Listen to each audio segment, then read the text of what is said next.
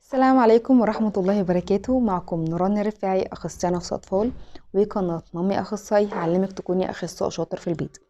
لو انت عندك طفل توحد، اتشخص توحد، والطفل ده بيضرب نفسه أو بيضربك، بيخبط دماغه في الأرض، بيضرب دماغه،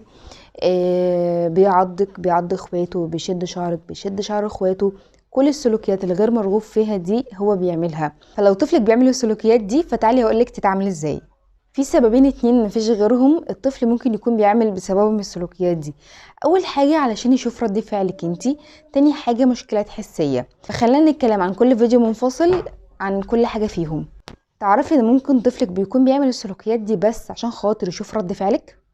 ازاي يعني؟ يشوفك وانتي متضايقه، هو بيحب يشوفك وانتي متضايقه، بيحب يشوفك وانتي غضبانه، بيحب يشوفك وانتي بتأذيه بالكلام. فهو ممكن يكون بيعمل السلوكيات دي عشان بس مجرد ان هو يشوف رد فعلك انتي بس. اول حاجه، اوعي تبيني رد فعلك او تدي رد الفعل اللي كل مره انتي بتديهوله لما هو يعمل السلوك.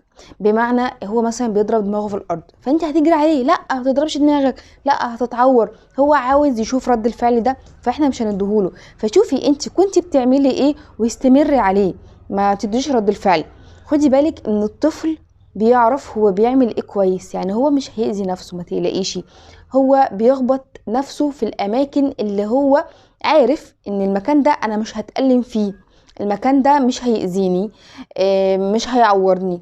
تمام. فانت شوفي انت بتعملي ايه واستمري. واقفه في المطبخ بتطبخي، تمام، كملي طبخك عادي جدا.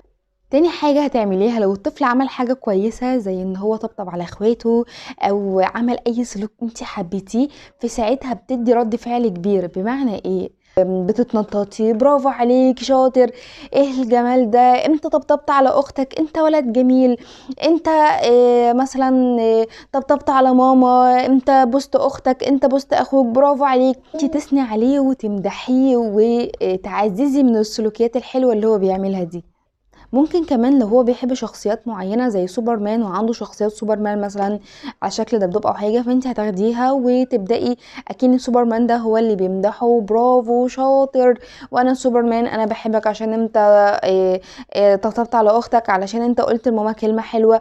في استخدمي الشخصيات اللي هو بيحبها كوسيله للتعزيز. ومجرد ما يلاقي الطفل ان انت ما عدتيش خالص بتدي اي ردود افعال للسلوكيات السلبيه اللي هو بيعملها، الطفل تماما هيوقف السلوكيات دي. لو هو مصمم ان هو يعمل السلوك ده وهو مثلا كل شويه اللي هو بصيلي او يجيب وشك عشان تبصي له عشان تشوفيه وهو بيعمل السلوك ده، فسيب الاوضه وطلعي بره، طنشيه خالص، ما تديش اي رد فعل نهائي. تدي ردود افعال بس على السلوكيات اللي انت حابه ان هو يعملها ومنها تتعزز.